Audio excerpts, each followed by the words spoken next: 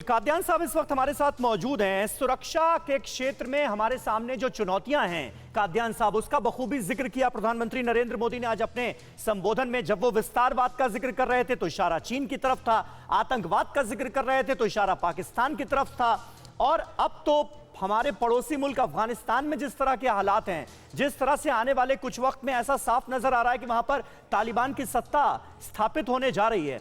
चुनौतियां कितनी बड़ी हैं और हम कैसे उसका डटकर सामना करें, वो एक विजन भी नजर आया क्या आज संबोधन में? बिल्कुल नजर आया। उन्होंने सेना के बारे में साफ कहा कि सेना को मजबूत रखा जाएगा। जैसा मैंने शुरू में कहा था, सैनिक का देशभक्ति मनोबल वो तो पहले भी कमी नहीं थी, लेकिन कमी थी तो वो साधनों की कमी थी। अगर वो साधन पूरे हो जाएं, और वो हो रहे हैं, आत्मनिर्भरता की तरफ विदेश बढ़ रहा है। हमने अपना एयरक्राफ्ट कैरियर भी लॉन्च किया है, विक्रांत। इसका नाम तो पुराने एयरक्राफ्ट कैरियर से ही है, लेकिन ये एक बहुत बड़ी उपलब्धि है। प्रधानमंत्री ने कहा कि हम अपने पनडुब्बियां बना रहे हैं, हम अपने हवाई जहाज फाइटर एयरक्राफ्ट बना रहे हैं, हम स्पेस में बहुत उपलब्धियां प्राप्त कर चुके हैं। तो ये सब एक सेना को मजबूत बनाने के लिए ही है, जो इनडायरेक्टली हमारे पड़ोसियों का संदेश है कि ये भारत पहले वाला भारत नहीं है, वो 62 वाली बात दोबारा नहीं होगी। और ये आतंकवाद को लेकर किसी को शक नहीं है।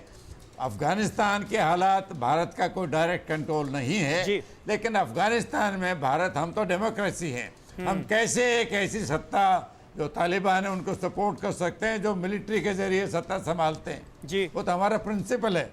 तो वो अभी भी हम डेमोक्रेसी के साथ खड़े हैं, लेकिन फिर भी हालात जो पल्स है उसको फील कर रहे हैं कि क्या बदलाव आते हैं। अभी आज के दिन किसी को नहीं पता भविष्य में अफगानिस्तान में क्या होगा। अच्छा, एक डिफेंस एक्सपर्ट के तौर पर, क्योंकि आज की तारीख में देश आत्मनिर्भर भारत का सपना देख रहा है, आत्मनिर्भर होने की तरफ हम आगे बढ़ रहे हैं। डिफेंस सेक्टर में एक तरफ आत्मनिर्भर भारत का ये सपना, जहां हम खुद अपने आप को मजबूत कर रहे हैं ताकि बड़े से बड़े हथियार जो हैं उनका निर्माण खुद हिंदुस्तान में हो सके, और दूसरी तरफ विदेशी टेक्नोलॉजी का इस्तेमाल, विदेशी हथियारों का इस्तेमाल, एयरक्राफ्ट्स का इस्तेमाल, ताकि हम अपनी सैन्य क्षमता को और मजबूत कर सकें।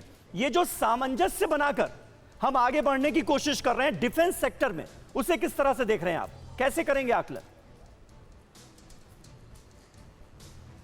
आत्मनिर्भरता की बात तो मोदी जी ने 2014 में ही बोली थी। और ये कोई ऐसी बात नहीं कि आप सिर्फ ओवरनाइट आत्मनिर्भर हो सकते, इसमें समय लगेगा, अभी भी कई साल लगेंगे।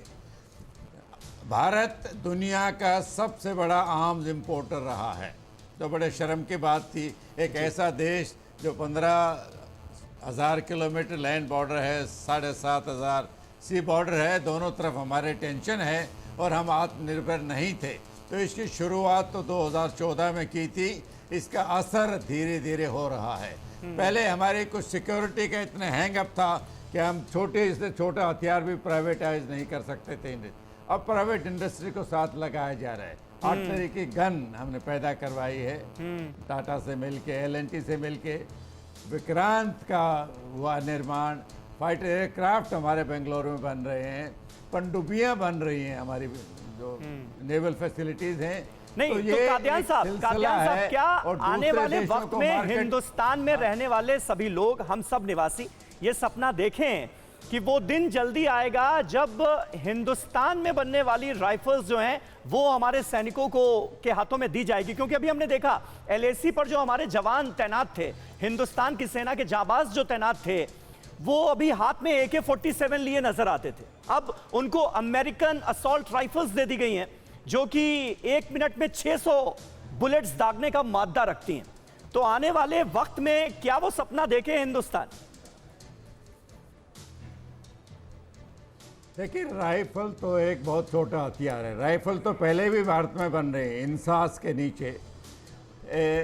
हमने इंपोर्ट की थी, जब इमरजेंसी आती है तो फिर भी हम इंपोर्ट करते हैं, क्योंकि जैसे लद्दाख में आ गई थी, किसी को उम्मीद नहीं थी ऐसा कुछ होगा, तो ऐसी इमरजेंसी में अभी भी हमको इंपोर्ट करना पड़ेगा। लेकिन धीरे धीरे बढ़ रहे हैं, राइफल से शुरू करके और बड़ी बड़ी चीजें, रेडार हैं आपके, बिल्कुल जो 25 वर्ष का खाका एक दिया है प्रधानमंत्री ने, उसमें ये सारी चीजें हैं।